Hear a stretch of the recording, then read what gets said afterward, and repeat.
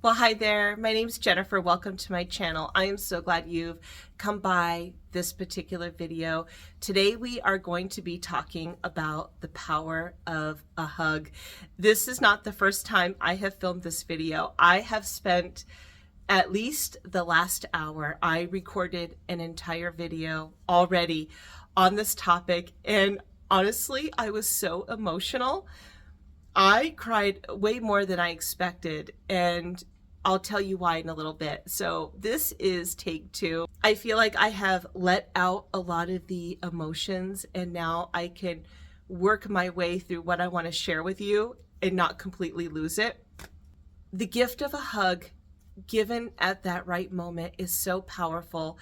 It's so impactful. I was listening to Imogen at the #1 ladies club. And since I've started my YouTube channel, I have met some of the most amazing content creators, and it has been delightful. I have absolutely loved it.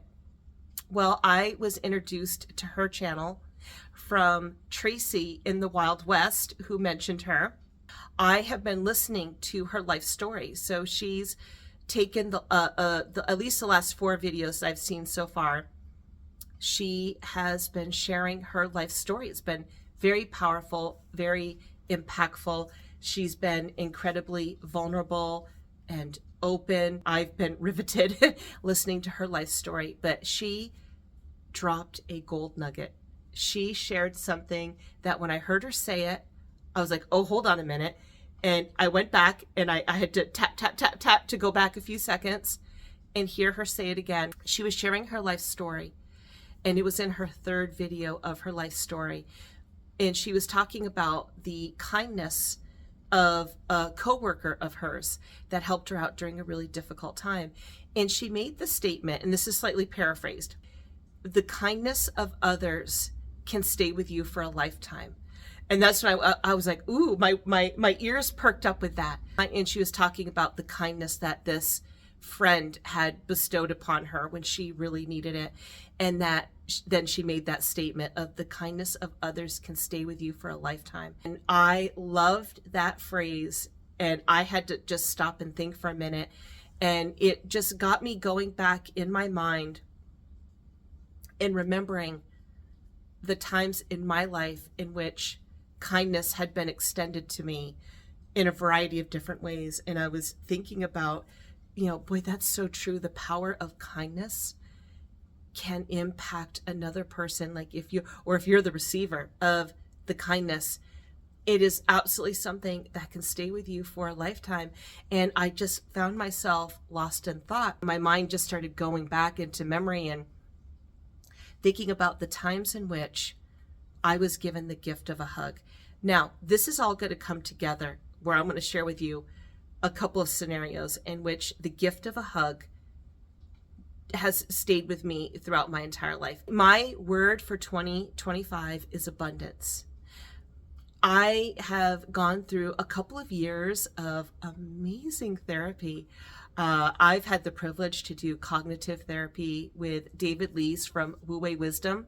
You can find them here on YouTube. They're phenomenal. And just really tap into a lot of beautiful healing. Sometimes if you have challenging upbringings, your survival brain can kick in, and some of those survival tendencies can really anchor into your life and stay with you, but they're not always the best thing to have operating in your life. I've been on a counseling journey. Actually, it's probably been about maybe 4 or 5 years now at this point. And it was one of the best things I've ever done. And then in this year of 2024, I took a coaching program this year, really helped. But something that was also has been life-changing for me this year was I attended a Tony Robbins Unleash the Power Within seminar. That's where the word abundance came from. It pairs beautifully with the statement that Imogen made as far as being able to tap back into my mind and remembering those incredible times in which I was tremendously blessed in my life by the generosity of others. It's the gift of a hug, the gift of a spoken word, the kindness, a letter. I I want to make sure I'm aware. I tend to be a reserved person.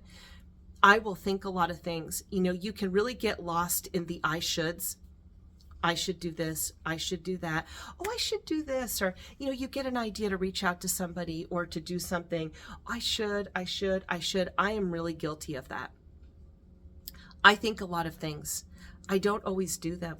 I do some things, but then I started thinking about the ways in which my life was touched. I'm so glad that those folks didn't use excuses, because it impacted me so tremendously, and especially the gift of a hug. Really, it's about being attentive to those around us. We are meant to connect. We are meant to impact each other's lives.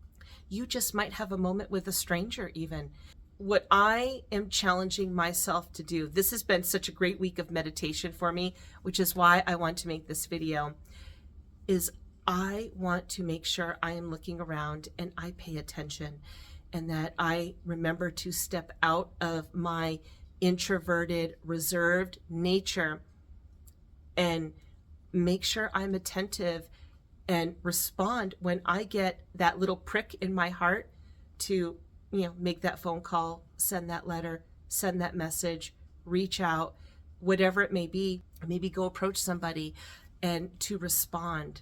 Because maybe, and I'm a person of faith, so maybe God's trying to use me, and that I need to be available and I need to be aware. And I think a lot of it is just being aware. Imogen's statement paired beautifully with my word for 2025, which is abundance, because I went and attended a Tony Robbins seminar, and it was about crushing limiting beliefs and not operating from your survival brain, but operating from a place of abundance. When the 19,000 people that attended Unleash the Power, November 2024, he led us in a priming exercise. That's what he calls it. You can find it on YouTube. I'll link it down below because there's a couple, but I have one that I really like. That was Tony Robbins' answer to meditation, because he really struggled with meditation. He just found that he would have all these thoughts come in his mind. He really struggled to meditate. He created this priming exercise, and it's something he does every day. So he led us all in, the 19,000 people, he led us all in a priming exercise, and then we did it one other time with one of the other leaders. And it is such a powerful experience. The whole purpose of that priming exercise is to remind you of the abundance that you've already experienced in life. There's a couple of different breathing techniques that he does, and then he leads you into memory of great things, special things, romantic things, wonderful things, successful things that have happened in your life. And as you're doing this priming exercise, you are conjuring up those memories from these life experiences you've had. They can be big, massive life experiences to something small, just something that was maybe that touched you. It didn't have to be like these earth-shattering events. It could be all of the wonderful things in life. That beautiful time you spent on the beach, that wonderful conversation you had with your child on the couch, to that beautiful drive you took, that incredible sunset. We have so much abundance within us. And the priming exercise reminds you to tap into that abundant part of you. And I loved that. And that's the whole thing, is that Tony Robbins is getting you to do that. And anyway, it's very, very powerful. Imogen's thoughts paired with my mindset already for abundance. And since I've gone through a lot of counseling and inner child healing from my upbringing, I'm like, okay, survival brain, you could take a break. We've got it. We're good now. We're operating from abundance, because the whole idea too is that when you are trying to make a change in your life, your old ways will want to try to come back, but you're like, no, we're going to operate from here. So this has been my focus since November, of operating from abundance. Being able to go back into my life and look at all the beautiful gifts I've already been given. Also, that priming exercise allows you to tap into the future. What are the future successes you're going to have? See yourself in that. And that's a beautiful thing, because you're telling your brain where to go. So you are conjuring up and remembering the beautiful things in your life. you are also looking forward to those good things, and you're there, and that you can have them. Operating from that abundance place can help you when you are going through a difficult time, because we all do go through difficult times. And in fact, the gift of a hug and the few stories I'm going to share with you came from times that were more challenging in my life, and that those gifts were so encouraging to me. So we do have these, ups and downs, and, it's not like, oh, you're going to live in abundance and then everything is fine. No, you can tap into that to help you make it through those challenging times, because we all do have challenging times. This idea is a reminder to be on the lookout. You never know how God will use you in the life of another. Now, the stories that I'm sharing, except for one in particularly, they really would not know their impact. I hope that I'll be able now to get through these and be able to share them and not have to stop the video, go wipe the tears from my face, but they're tears of gratitude. The power of a hug. Now, there was a time in the more like mid-90s, my husband and I, we met up in Fairbanks, Alaska. We were both military. We met, fell in love with there, had our first child. I left the military to become a stay-at-home mom, and then we moved to Montana, and my husband was stationed at Malmstrom Air Force Base in Great Falls, Montana, and we had our little family. We were living on base. We ended up attending a church that was right outside of the church, or of the base gates, and that church is still there today. It was a Baptist church called Heritage Baptist Church. Pastor Sheldon Shear, he's an amazing man. He touched our lives so tremendously. The church was made up of a lot of military folks. There were locals. There was a local population, but a lot of the church was made up of 20s and 30-year-olds. All of us, in the earlier stages of marriage, just having children, building our families. And so it was a really special church, a special time, a special place. And a lot of us knew each other. Of course, those of us who were military spouses or active duty members also lived on the Air Force Base. So you had that connection. I had my first daughter when we moved there to Malmstrom. We were my husband and I wanting to have another child. And we did. We ended up getting pregnant. And I got pregnant. We got pregnant. I got pregnant. I was so excited. And I was a couple of months into the pregnancy when I started having the signs of a miscarriage. And sure enough, one particular evening, it was about probably like 4 a.m. I ended up waking up and just in absolute agony, and I miscarried. So I was closer to 3 months at this point. I miscarried, and of course it was very tragic and very emotional. I had to get into the surgery room to have a procedure. You have to have a medical procedure usually after you've had a miscarriage. That way mama can return back to normal. And it was a very emotional and trying time. We were excited to be expecting, and that was my first time ever experiencing a miscarriage. It was absolutely devastating. It was very emotional. And, I remember, of course, my husband and I, we were never able to keep our mouths quiet. Once I found out I was pregnant, I had to tell everybody. I didn't wait 3 months. Like some people will wait till past the first trimester. I did not. I was really excited to share the news. So, of course, people already knew we were expecting, and then, we lost the baby and had to make that announcement. What would happen, we'd have the church service. Then as people were walking out of the building, the pastor and his wife would be right at the door. And then first in line would be the assistant pastor and his wife. And the assistant pastor was Larry Black, a really nice man. I remember my husband and I were stopped. So I could already feel myself getting emotional. Okay, I think we can do it though. I remember we were in line, and we were stopped at Pastor Black and his wife. And we were talking, and he was like, I'm really sorry to hear about your loss. And I'm sure I had the look on my face. And I remember he just kind of reached out and he just like put his, very fatherly, very sweet. And he just like, put his arm. He's like, we're not really supposed to hug. He's like, but I'm really sorry. And he just put his arm around me, gave me like that really just lovely fatherly pastoral hug.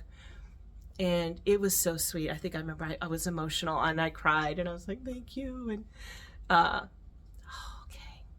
we're going to make it through. Okay. And it was just really precious. And, there's something about when you receive the gift of a hug like that unexpectedly, when you don't realize that you need it, and then somebody gives you that gift, it's so impactful. It was just like what Imogen said. This has been such a week of reflection and gratitude I remember that. And that's always stayed with me, that wonderful gift of a hug after that miscarriage meant so much to me.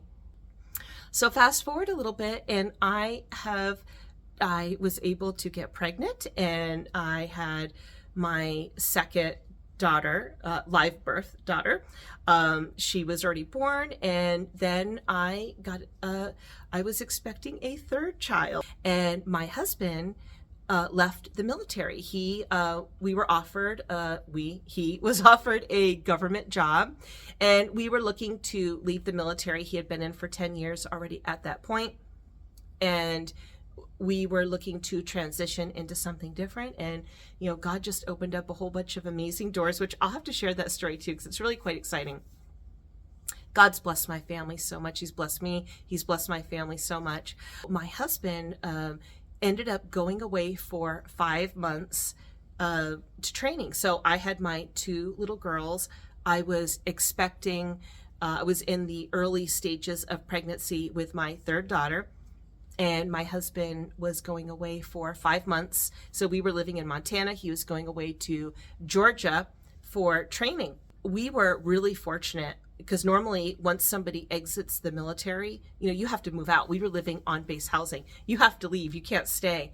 Well, we were blessed enough that through some kind of situation, I can't even remember all the details now, I was able to stay there for the 5 months, and we paid the tiniest amount of rent.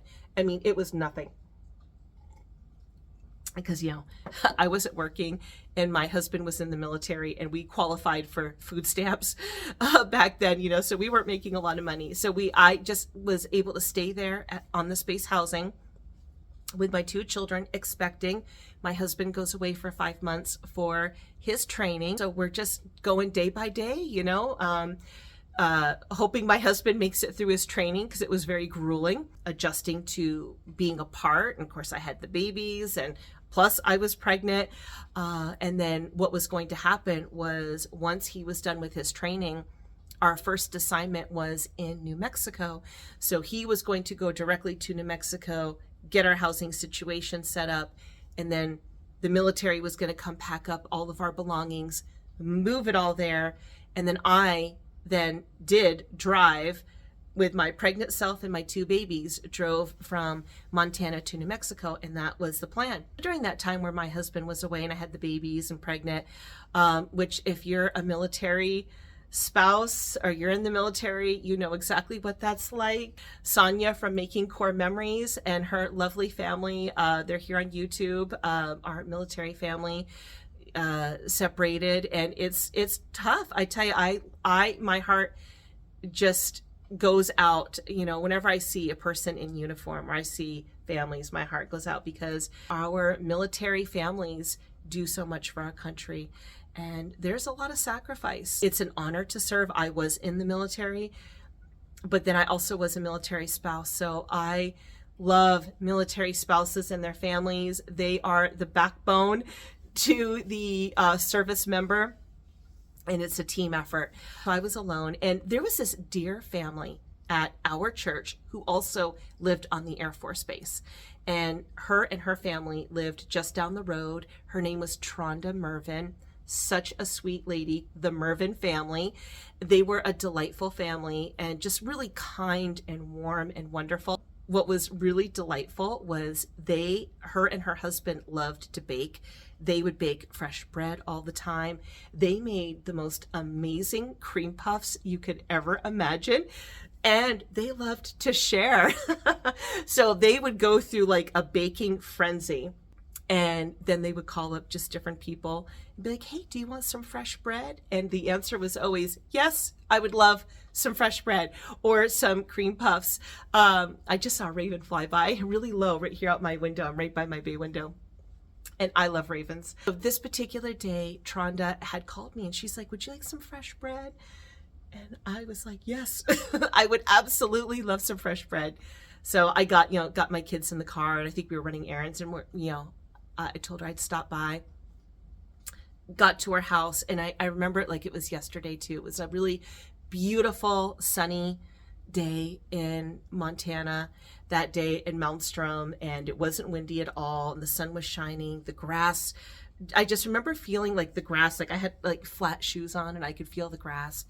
And I parked in front of her car and I got out. She came out of her house. Her children came out of the house.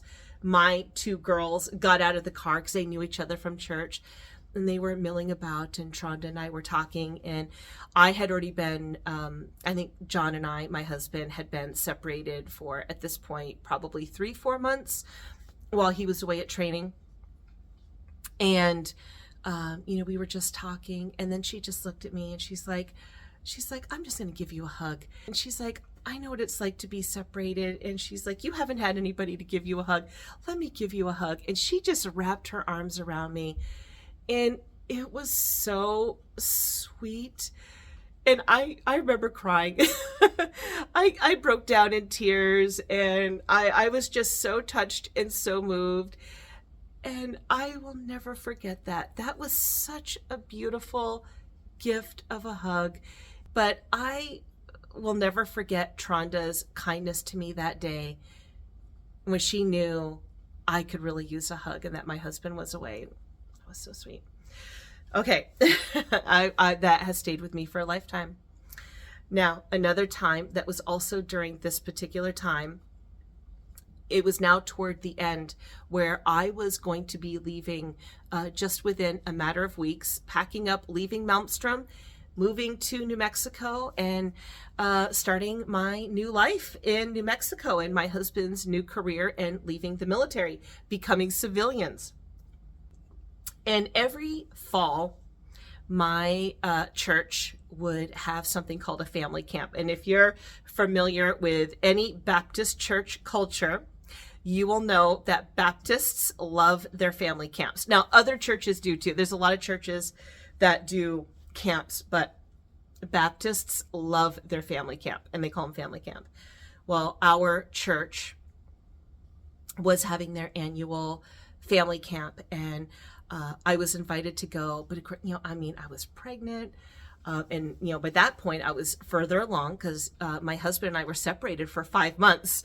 So I was further along in my pregnancy, entering into the 3rd trimester at that point.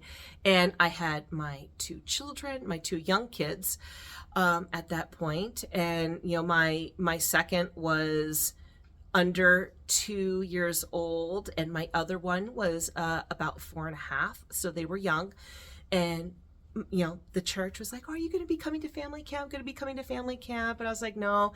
And I don't know about you, but I don't sleep well when I'm away. I don't sometimes sleep good in my own house with my own bed, I run fans at night like jet engines to sleep. I do not sleep well out of my home. And I don't like camping. I don't like roughing it just because I don't sleep. And I will, like, if I travel, I will eventually sleep, usually out of pure exhaustion. So I wasn't really keen to go. It just seemed like a lot of work because you stay in bunks, and it's not roughing it, but it's also a bunks and camps and cabins and shared bathrooms and all that kind of stuff. So it's a little bit of work involved, especially if you have children. And I was like, no, I'm not going to go. And, people were like, oh, but you're leaving. And it was also getting to that emotional time too, where I knew I was going to be saying goodbye to these dear people. And You know, the military life, you just bond so quickly because everyone's away from their family of origin, and you make fast friends and you make hard friends. Like you do it fast. And a lot of the families were like, you should come, we'll help you, you know, you're leaving.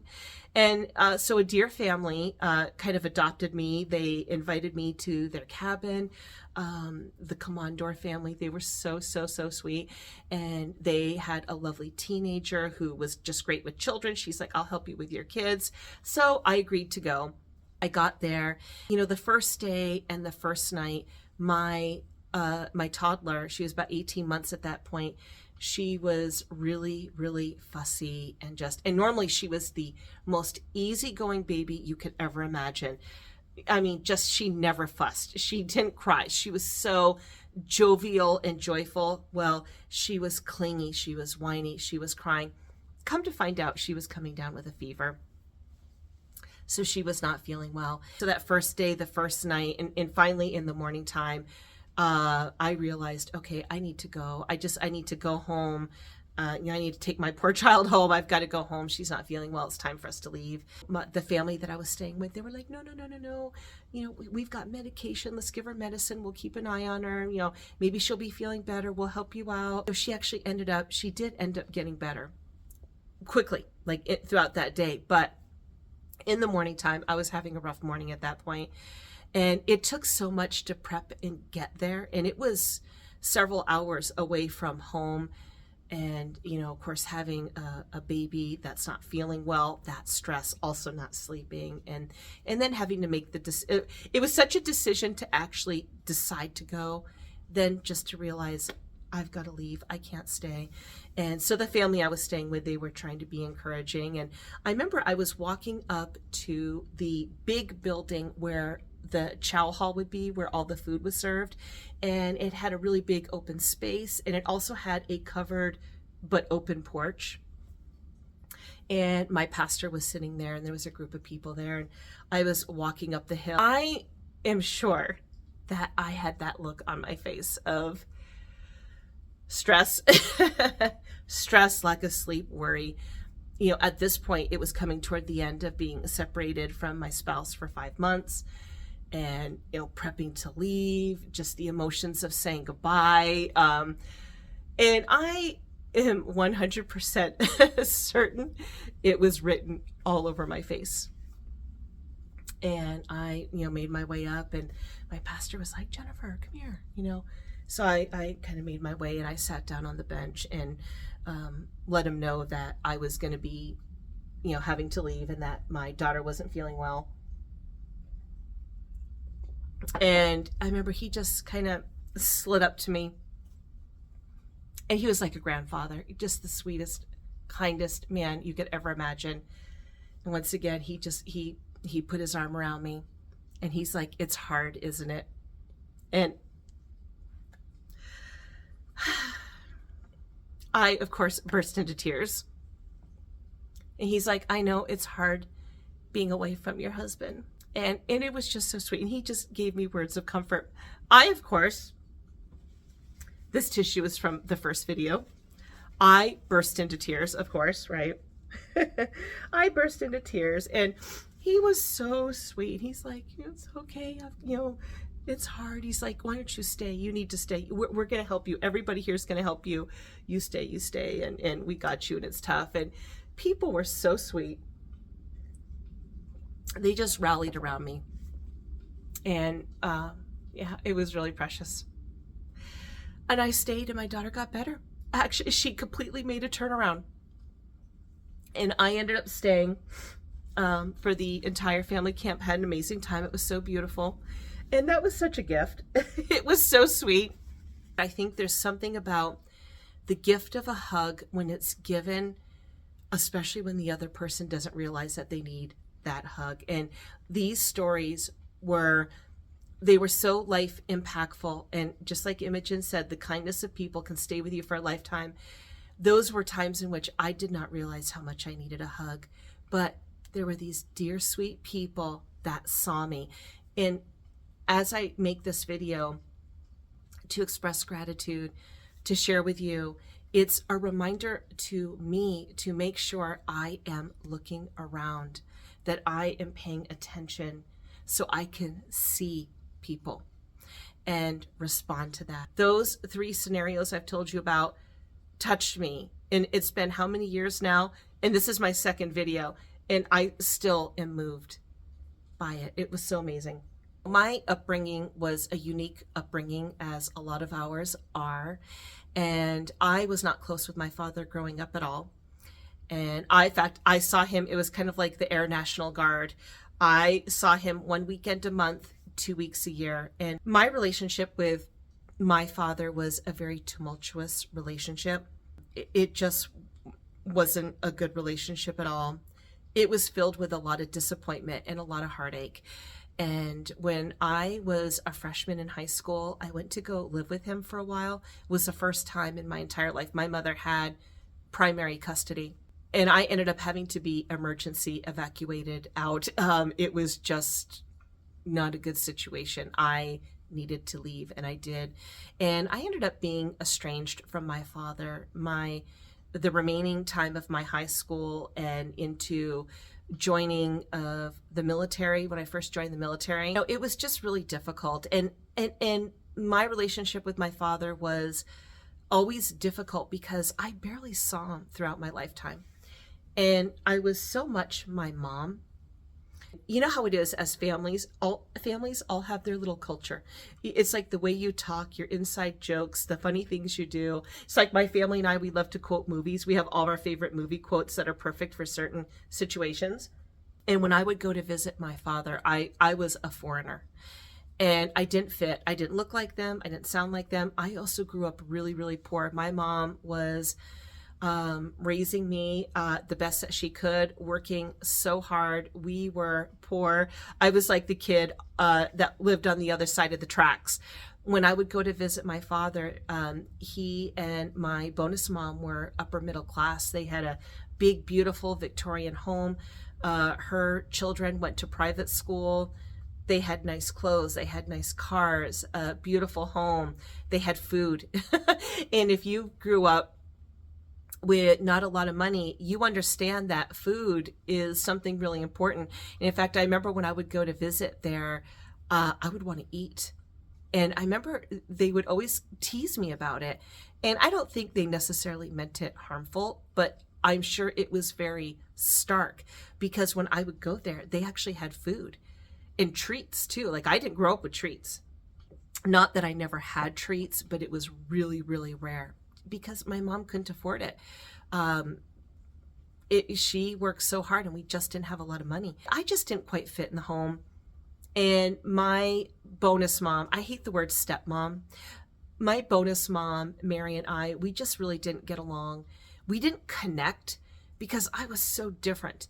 And I would barely see them.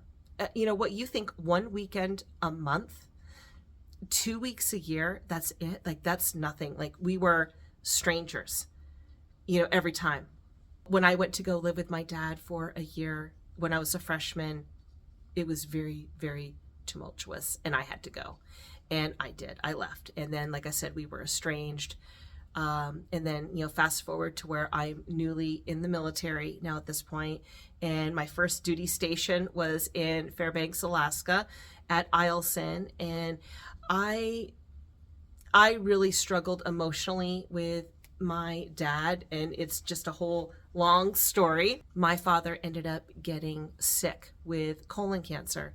And I remember my mom called me up and she's like, "Jen, I don't know if you know this, but your father has colon cancer and he has got 6 months to live." And at that time, I had not talked to my father in years, but that was also very torturous to the soul. And anyway, that began the journey of, reconnecting with my dad a little bit before he died, but it was still challenging.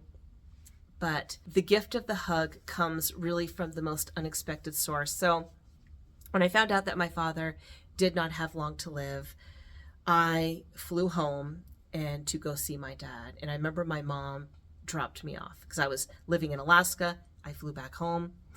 And my mom brought me to my dad's house and dropped me off. And she's like, I'll pick you up at, different time. And I remember walking into that home, and it was so nerve-wracking. It was so emotional. I had not seen my dad in years. And when I came upon him in the living room, he was very, very ill. He was always, a military man, very fit, very robust, very strong. And he was so thin, and he was so sick. And I remember I sat down on the bed, and it was just so emotional, and we were complete strangers, and I was looking at a man who was dying, and it was a lot of emotion, kind of all flooding back. He was sick too. He had like a lot of tubes, and because things were not working, and he was very, very, very, very ill. And I remember he threw up. He had to throw up just because like the bile would back up, and the only way he could get it out was to vomit it. I mean, it was tough.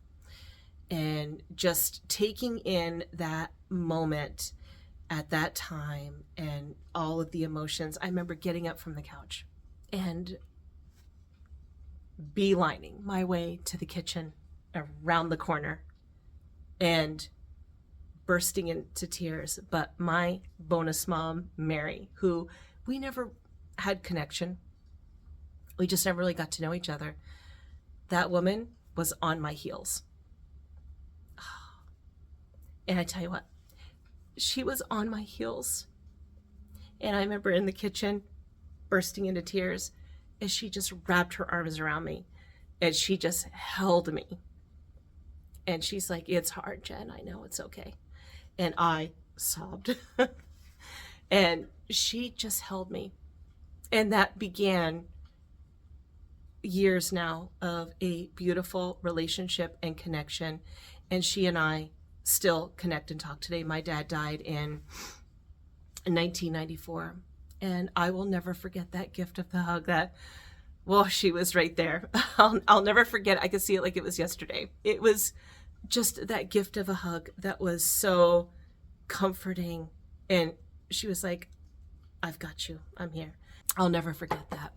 And she was such a blessing to me, as my father lived a little bit longer and went through all the major ups and downs, but she and I have remained in contact and connected all these years, and it's really kind of a miracle. I just thank God for these dear, sweet, special souls that reached out and gave me the gift of a hug when I needed it.